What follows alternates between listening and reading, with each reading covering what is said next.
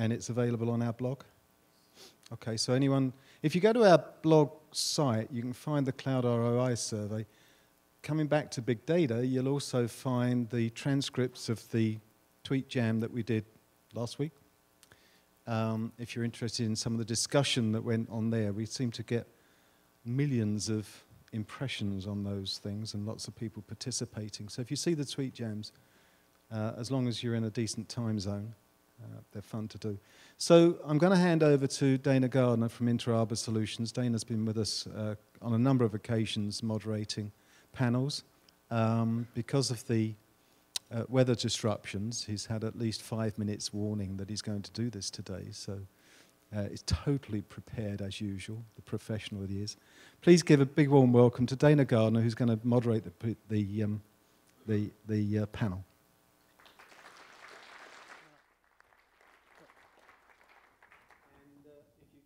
If you can carry on doing the questions on the cards, they'll collect them up. I'll ask the questions from the back there at some stage. Thank you, Alan. Thank you to the Open Group as well. And let me invite our panelists up to join us. We're going to be talking about the implications of big data and what that means for enterprise architects and business architects as well. Come right in. So it's been an interesting thread through the morning for me to factor where big data begins and plain old data, if you will, ends. And it's, of course, going to vary quite a bit from organization to organization. And Chris Guardi from NASA, I think, provided a good example. It's when you run out of gas with your old methods, that your methods and your ability to deal with the data is probably the delineation and not the size of the data itself. There's really no medium data. We didn't 3 or 4 years ago have a conference here to talk about medium data. It just goes from data that you can manage to big or even too big data. When an enterprise architect and a business architect looked at data perhaps a few years ago, they might not have been as aware of these boundaries and the importance of data. They perhaps were thinking that the database administrators and the business intelligence folks would take care of that, and then they just had to manage the fruits of the data vis-a-vis applications and integration points. But I don't think that's the case anymore, and that's one of the points we're going to get into today, is where the enterprise architect needs to be factoring the impacts of big data. Furthermore, there seems to be the need to do things differently, not just to manage the velocity and the volume and the variety of the data, but to really think about data fundamentally differently. It's perhaps for many companies now a product itself, that the data can be monetized, that the data can be sliced and diced, that it's the analysis from the data that becomes most important to more and more people in the company, so that your employees, your partners, those in your supply chain will be interacting with your data and the analysis from your data more than before. So I think we need to also think about data differently. We'll get into that. And we need to think about security and risk and governance, because if it's a boundaryless organization when it comes to your data, either as a product, a service, or a resource, that control and management of what data should be exposed, what should be open, and what should be very closely guarded, all needs to be factored, determined, and implemented. And so with that, let me now introduce our panel. We're joined by Robert Weissman. He's the CEO and Chief Enterprise Architect at Build the Vision. Welcome, Bob. Andras Sokol is Vice President and CTO of IBM's Federal Division. Welcome, Andras. Thank you very much. And Jim Hytel, of course, is Vice President for Security here at the Open Group. Jim. And Chris Guardi, who we heard from earlier today. He's the Deputy Program Manager at the Open Innovation Program at NASA. Thanks. So, because you made that interesting point, Chris, let's start with you. You mentioned that big data is not to you a factor of the size, because NASA is dealing with so much. It's when you run out of steam, as it were, with the methodologies. Maybe you could explain more. When do you know that you've actually run out of steam with the methodologies? Well, when we collect data, we have some sort of goal in mind of what we might get out of it. And when we put the pieces together from the data and it either maybe doesn't fit as well as you thought, or you're successful and you continue to do the same thing, gathering archives of information, at that point where you realize there might have been something else that you want to do with the data, different than what you planned originally, I think that's when we have to pivot a little bit and say, now I need to treat this as a living archive, a living, it may live beyond me type thing. So, so at that point, I think you treat it as setting up the infrastructure for being used later, whether it be by you or someone else. And I think that's an important transition to make and might be what one could define big data as. Mm-hmm. Andras, does that square with where you are in your government interactions, that data now becomes a different type of resource, and when you're not able to execute or avail yourself of its value, then you know you need to do things differently? Well, you know, the importance of data hasn't changed. You know, the data itself, the veracity of the data is still important. Transactional data will always need to exist. The difference being, you know, you have certainly the 3 or 4 V's depending on how you look at it, but the importance of data is in its veracity, right? And your ability to understand or to be able to use that data before the data's shelf life runs out, right? So some data has you know, a shelf life that's long-lived. Other data is got very little shelf life, and you would use different approaches to being able to utilize that information. It's ultimately not about the data itself. It's about gaining deep insight into that data. So it's not storing data or manipulating data. It's about applying those analytical capabilities to data. Bob, we've seen the price points on storage go down so dramatically. We've seen people just decide to hold on to data that they wouldn't have before simply because they can and they can afford to do so. That means we need to then try to extract value and use that data. From the perspective of an enterprise architect, pardon me, how are things different now vis-a-vis this much larger set of data and variety of data when it comes to them planning and executing as architects? One of the major issues is that normally organizations through studies are holding 2 orders of magnitude more information than data than they need. And it's a huge overhead, both in terms of the applications architecture that has a code base that's way larger than it should be, and also from the technology architecture that is supporting a horrendous number of servers and a whole bunch of technology stuff that they don't need. So the issue of the architect is to figure out what is useful data, institute a governance process so that you can have data lifecycle management, so you can have a proper disposition, so that you can focus the organization on information, data, and knowledge that is basically going to provide business value to the organization and help them innovate and have creative advantage, a competitive advantage. And in terms of government, just improve service delivery, because the waste right now in information infrastructure, we can't afford it anymore. Right. I suppose the big data is part of the problem, dealing with so much and redundancy and duplication through the life cycle of data and what have you.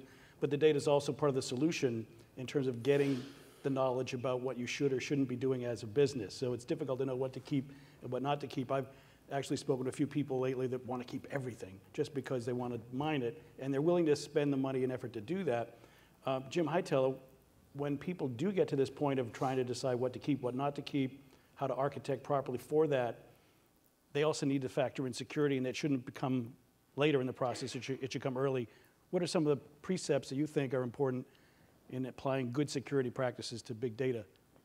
Well, I think one of the big challenges is many of the big data platforms weren't built from the get-go with security in mind. So some of the controls that you've had available in your relational databases, for instance, you move over to big data platforms like Hadoop, and the access control authorization, some of those mechanisms are not there today.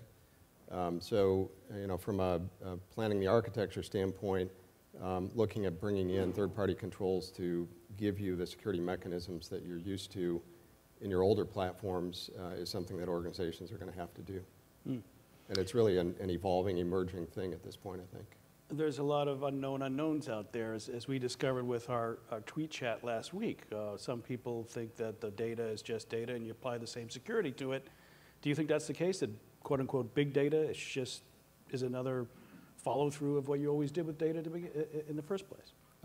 I would say yes, at a conceptual level, but like we saw with virtualization, when there was kind of a mad rush to virtualizing everything, many of those traditional security controls didn't translate directly into the virtualized world. And I think the same thing is true with big data. When you're talking about those volumes of data, applying encryption, applying various security controls, you have to think about how are those things really going to scale. So that may require new solutions from new technologies, that sort of thing. Mm-hmm. Chris Guardi, back to your experiences at NASA, because you all have taken the approach of keeping as much of that data and information as open as you can, fostering more research and the ability for people to do things with the data that you may never have envisioned yourselves.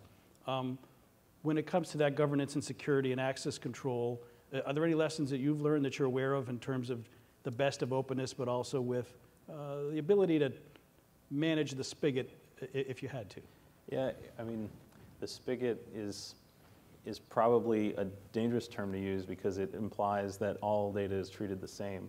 And the sooner that you can tag the data as either sensitive or not, mostly coming from the person or team that's developed or originated the data, the better. Because once you have it on a hard drive, once you get crazy about storing everything, if you don't know where it came from, you're forced to put it into a secure environment, and that's just kicking the can down the road. It's really a disservice to people who might use the data in a useful way to address their problems. We constantly have satellites that are made for one purpose. They send it all down. It's controlled either for security or for intellectual property. So someone can write a paper, but then after the project doesn't get funded or it just comes to a nice, graceful close, there is that extra step that is almost a responsibility of the originators to make it useful to the rest of the world.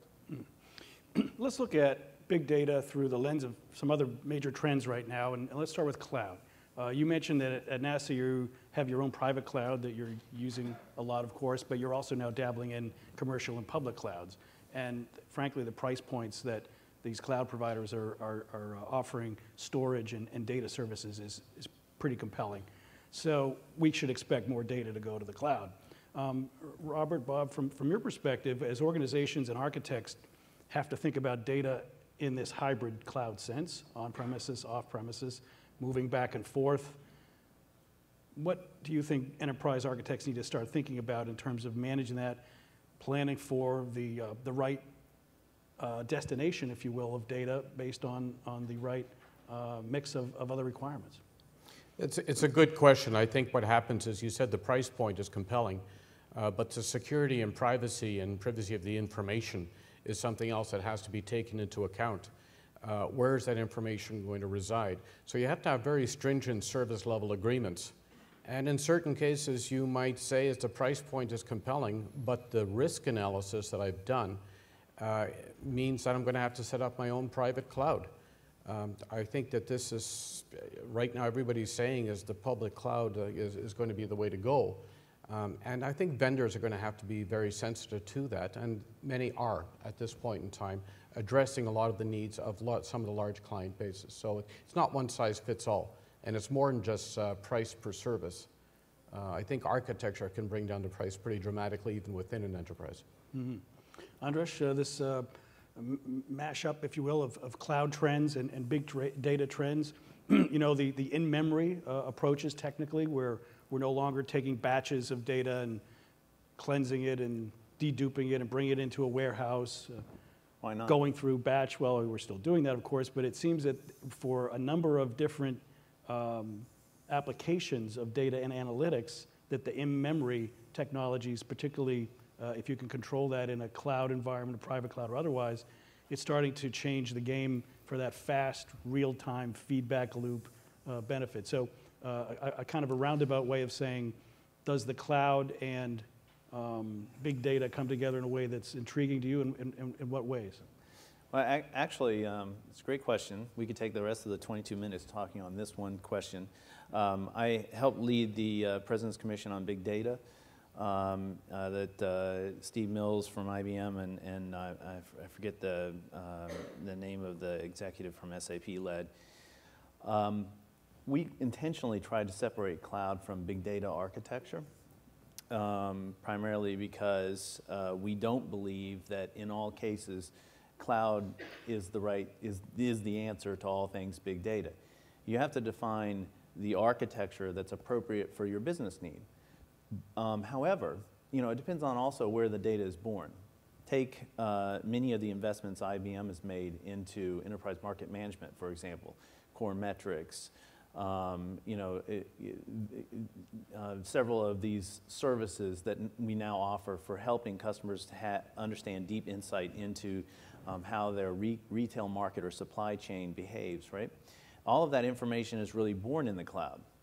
But if you're talking about actually using cloud as infrastructure and moving around huge sums of data or constructing some of these solutions on your own, then some of the ideas that Bob conveyed, I think, are absolutely applicable. I think it becomes prohibitive to do that and easier to actually stand up a hybrid environment for managing the amount of data. But I think you have to really think about whether or not your data is real-time data or whether it's data that you could apply some of these new technologies like Hadoop to, Hadoop-like MapReduce type solutions, or whether it's traditional data warehousing. Data warehouses are going to continue to exist, and they're going to continue to evolve technologically, and you're always going to use a subset of data in those data warehouses, and it's going to be an applicable technology for many years to come. So suffice to say, an enterprise architect that is well versed in both cloud infrastructure requirements and technologies and methods, as well as big data, will probably be in quite high demand. That specialization in one or the other isn't as valuable as being able to cross-pollinate between them, as it were. Absolutely. I think education, enabling our architects, finding deep individuals who have this very unique set of skills, analytics, mathematical, and business. Those individuals are going to be the future architects of the IT world, because analytics are really going to, and big data is going to be integrated into everything that we do, become part of the business processing. Well, that's a great segue to the next topic that I'm interested in, and it's around mobility as a trend and also application development. And the reason I lump them together is I'm increasingly see developers being tasked with mobile first, that when you create a new app, you have to remember that this is going to run in the mobile tier, and you want to make sure that the requirements and the UI and the complexity of that app doesn't go beyond the ability of the mobile app and the mobile user. And this is interesting to me because data now is has a different relationship with apps. We used to think of apps as creating data, and then the data would be stored and it might be used or integrated. Now we have applications that are simply there in order to present the data. And we have the ability now to present it to those mobile devices in the mobile tier, which means it goes anywhere, everywhere, all the time. Let me start with you, Jim, because it's security and risk, but it's also just rethinking the way we use data in a mobile tier.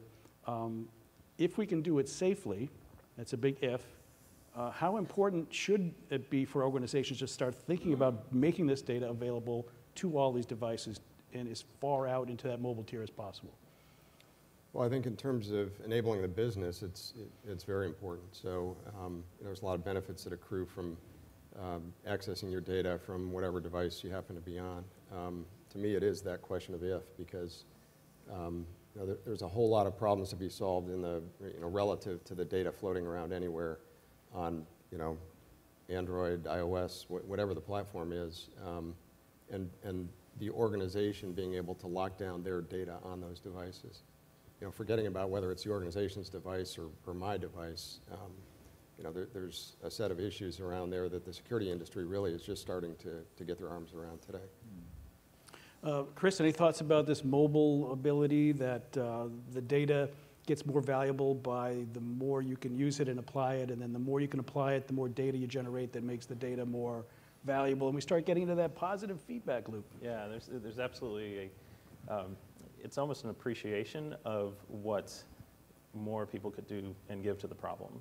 So I think that we're getting to the point where if it's available at your desktop, you're going to find a way to make it available on your device. So that same security questions probably need to be answered anyway, but making it mobile compatible is almost an acknowledgement that there will be someone who wants to use it, and so let me go that extra step to make it compatible and see what I get from them. And I think it's more of a cultural benefit that you get from making things compatible with mobile.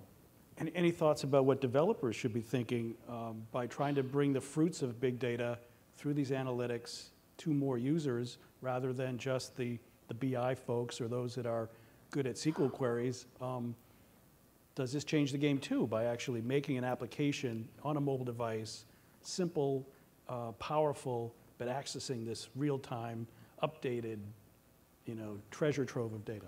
Yeah, I always think of the astronaut on the moon, and he's got a big bulky glove, and he might have a heads-up display in front of him, but he really needs to know exactly a certain piece of information at the right moment, dealing with bandwidth issues, dealing with environment, foggy helmet, whatever.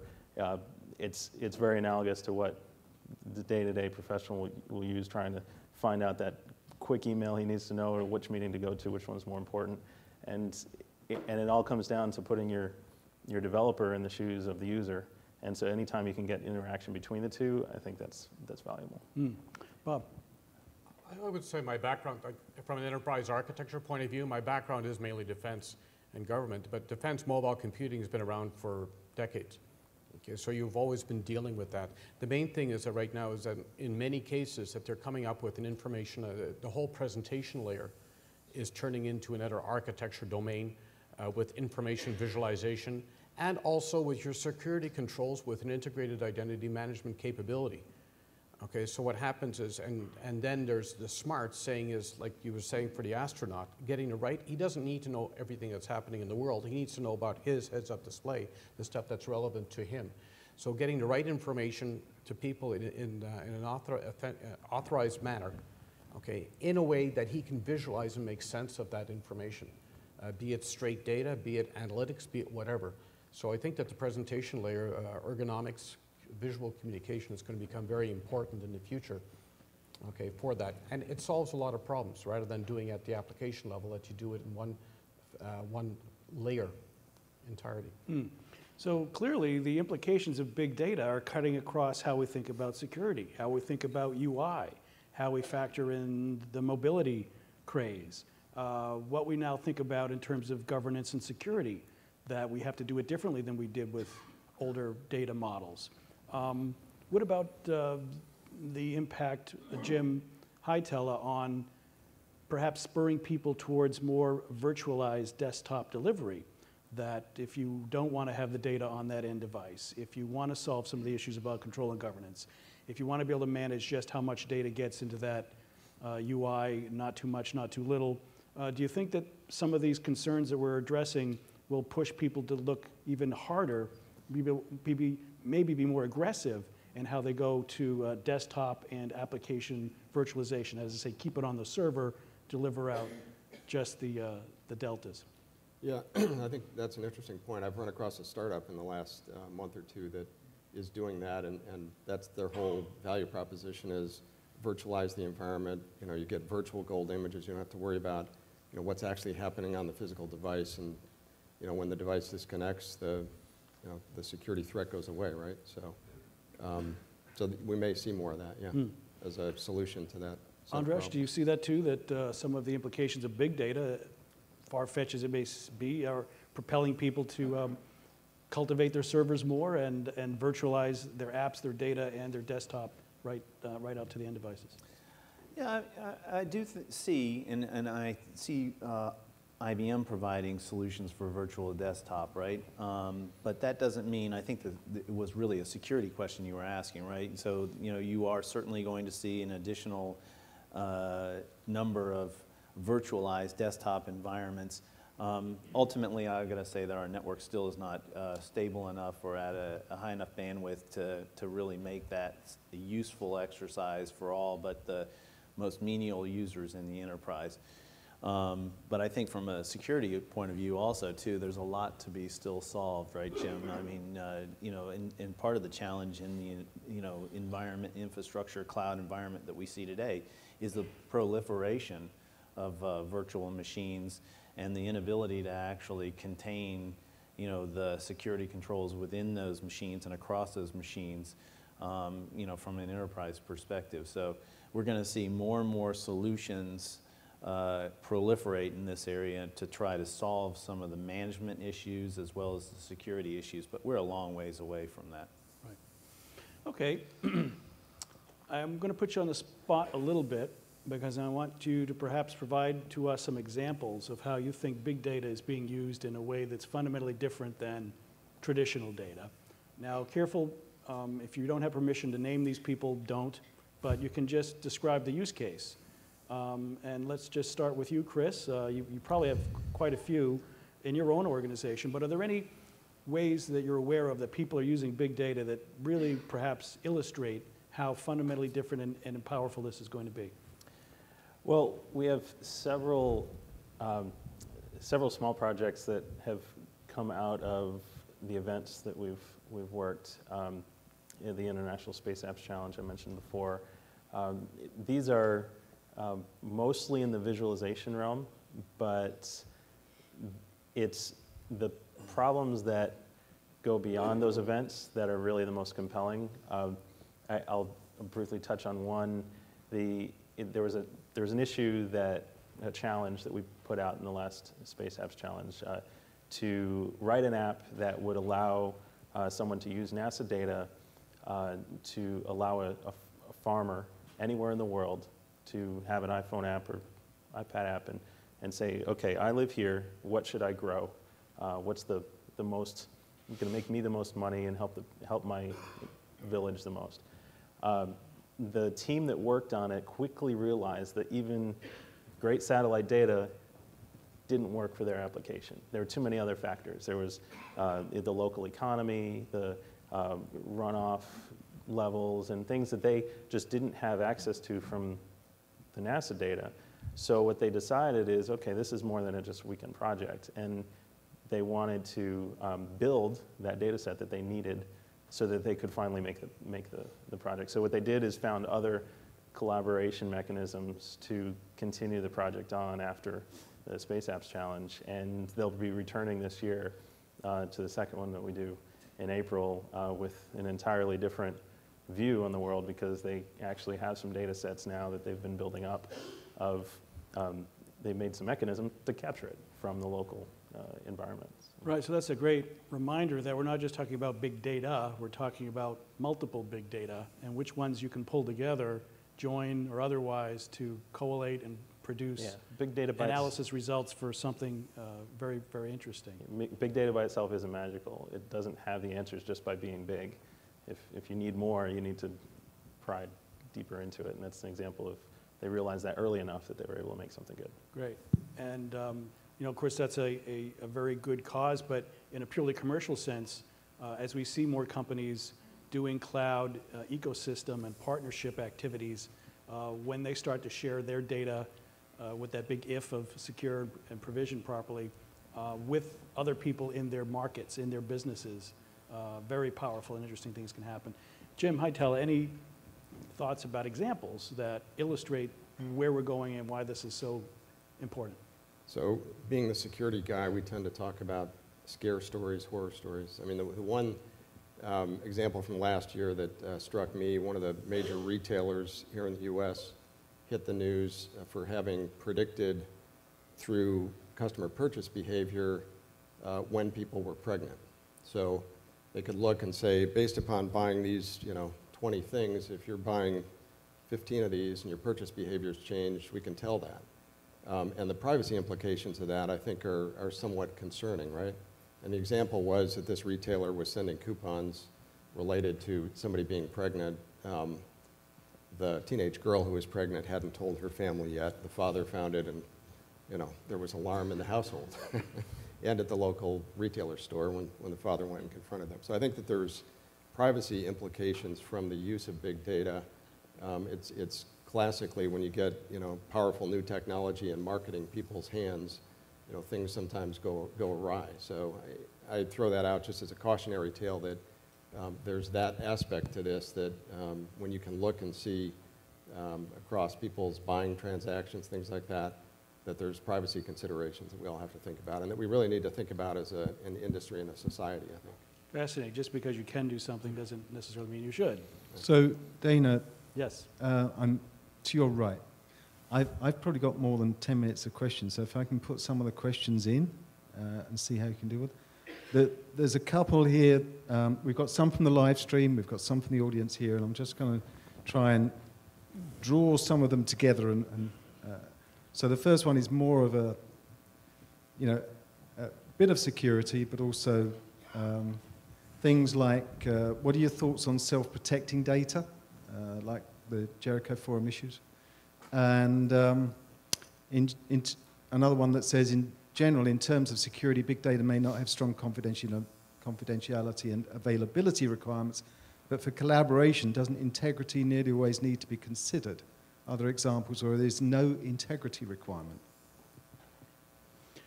Jim, I think this is probably best directed to you to start. These are these issues about control management.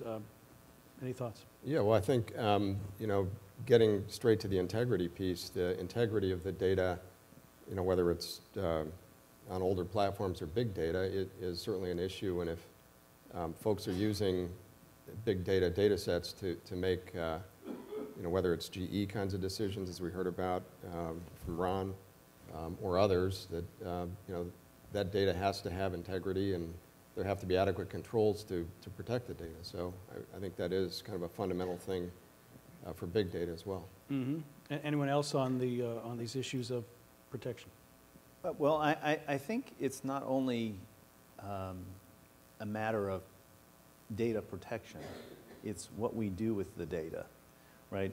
And if you look at, and I'll suggest that big data is a term that is kind of heading towards the end of its usefulness, because it's not the data and how large it is that's useful. It's actually how we apply these deep analytics solutions. Like, for example, Watson. You saw the Watson win on Jeopardy, but now Watson is a product that's being used to help for some customers diagnose disease and work with the insurance companies. So, how you actually utilize that data to derive value through this deep analytics solution is through a new set of artificial intelligence applications called cognitive computing. So cognitive computing and how you derive all of this information and how you apply it to, in the context of its usefulness to privacy and security is going to be huge in the following years. Alan, other questions from our audience or online? Yes. Interoperability, a couple of questions to put together here. One is asking if you can address the expected interoperability issues at the crossroads of semantics and big data. And the other part of it is, what's the unique challenge or problems that unstructured nature of big data from Twitter, Facebook, and so on present? All right, so this might be an area where the concepts that worked for traditional data might still be the case. That is, we have to pull all these different data types, structured and unstructured, together to work in some holistic fashion. So, Bob, any thoughts about big data, collating of different data? Is that different from the past? Is there something new? I'm looking at techniques that were pioneered 20, 30 years ago in the artificial intelligence knowledge-based system side, and are still as relevant today. As a matter of fact, are more relevant than they've ever been.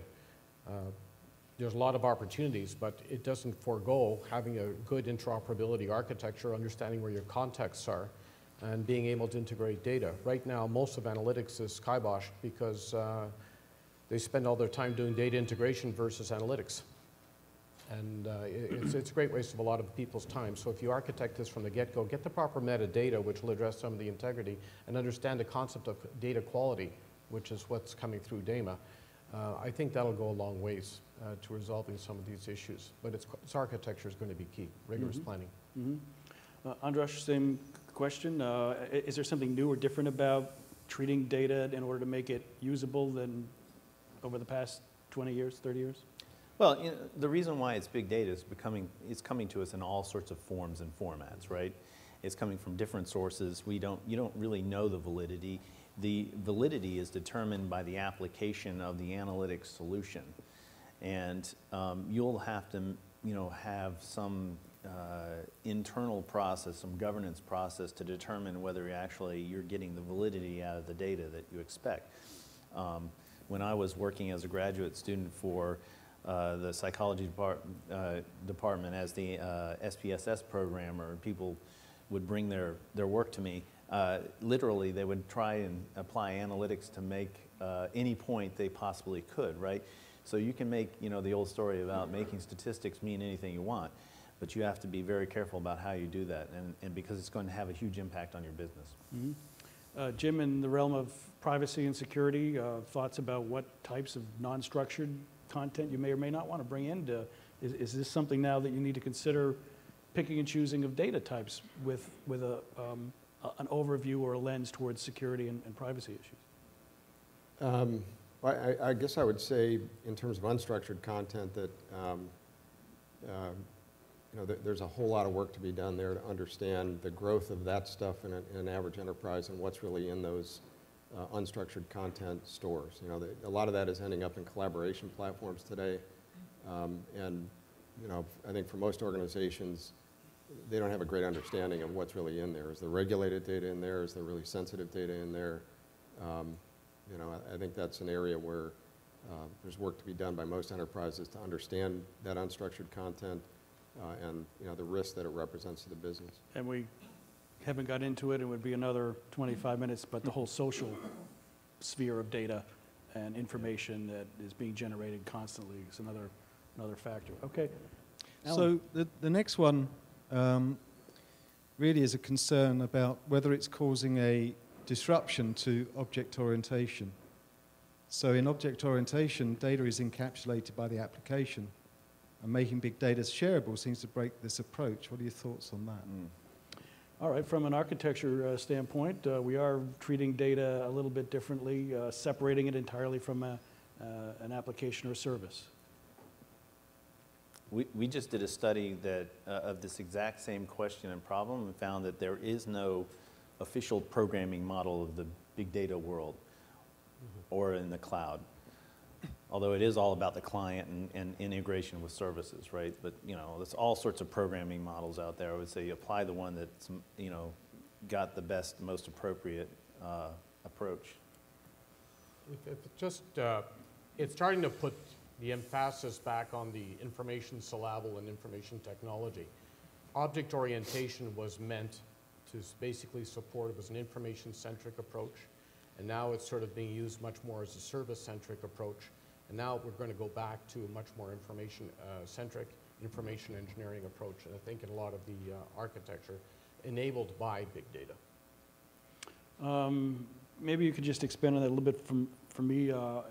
Does that mean we have a different type of application? That is to say the data is the application? You know, what are sort of the implications of what you just said? The implications are, when object orientation first came out, the idea was to take the data and build services around it. Okay. Whereas now what happens, you have services that pass data back, and now most organizations have hundreds of applications with encapsulated data within it, and they can't share it. Often the same information is found in hundreds of applications, which causes a huge security headache, okay, for that. Whereas now we'll be looking at getting much more information-centric, which is the core of information technology, information and related technology. So really is a flip architecturally when you think about maintaining a pool, a resource of information that then a variety of applications are either newly built to expose and leverage, or that all your existing applications newly also have to bring into and connect to and integrate. Fair enough? I think it's a separation between process services, process-centric services and information-centric services, and harmonizing those. And I think that'll probably be the best bang for the buck. And so we're into IT transformation and business transformation, and you have to rethink your data center and your entire apparatus for supporting your storage. So people are going to get into that anyway for some of the reasons we talked about. But again, we could look at big data and say this is an accelerator to some of those transformation efforts. Okay. So something that's been troubling me is around the data architecture. And Mike Walker, now at Dell, on the live stream, is asking, what specific guidance and best practices can you give to enterprise data architects to properly architect their information architectures? Porterfield? We're talking about that this afternoon. There's going to be an entire track, or 2 tracks on data architecture, which will be providing the guidance, and it's big data centric. My answer to that would be, I still think that you're going to need to know, be able to identify the service that provides the authoritative source for a set of data, and marry that with other information, as necessary, whether it be sentiment analysis or whatnot. But you're always going to have to be able to point to that authoritative source. Well, data architectures can be highly structured, and big data can be somewhat unstructured. How do you marry the two? How do you marry the two? Well, I still think transactional systems are very important, right? You have to be able to identify the authoritative records. Big data usually comes in multiple sources from multiple different venues. I think the best example of the use of big data is around sentiment analysis, taking feeds from Twitter, taking feeds from Facebook, taking feeds from these multiple sources, and then being able to analyze the information in the context of the authoritative sources, right? So your analytics have to take all of this into consideration. Okay, we're just over time. I just want to get a quick comment on these 2 other live streams. So very quickly, how are companies dealing with the shortage of big data scientists? Are they training current employees? Right, so a key question, who's actually spearheading this? Who's in the best position to be qualified? Under whose auspices do these big data initiatives fall? Let's start with you, Chris. Any insight as to how you've done it at NASA? Well, I draw a parallel from when I was in mission control, and pretty highly trained. They wipe your brain and fill it up with everything you need to know. But we weren't really enabled to make those decisions until we went through the data page by page and looked at each individual blip. If you can automate those, then you need less of whoever it is doing the job. So, so the automation there would have helped us immensely in order to make those decisions on the fly, rather than going over pages and pages of data from our batteries charging. And so it's not maybe that you need more data scientists, you need the right data scientists, and then you need to be able to leverage off of other people's data scientists. That's why open source is so attractive to us, because it's, you only need to do it once, and then you can build off of it. So. Okay. Jim Hightower, the people that should be doing this, their qualification, certification, organizational structure, any thoughts? I don't have a lot of insight into that. Okay. I'd turn it over to Andres. I think we're way too early to certify people in this category right now. I think we really need individuals who went to almost graduate school to understand the proper application of analytics and mathematics, and those individuals will be highly valuable and prized, especially as they learn how to apply that knowledge to your business. It's tough to find the people that have the deep and the wide expertise. Last word to you, Robert. I would say we have to take a look at career development within the CIO ranks. Making sense of data requires good business knowledge. And too much people are being isolated within the CIO ranks, and they should basically be circulated throughout the company so you know what the company's doing, then come back in, and it's much more valuable. There are some programs now which are joint ventures between the computer science departments and the business schools. And I think those at the graduate level, as Andras was saying, they could provide people in their early 30s that could really do a fantastic job and really start taking advantage of this. Okay, that's all we have time for. I think you've done a marvelous job. Thank you very much. Thank you.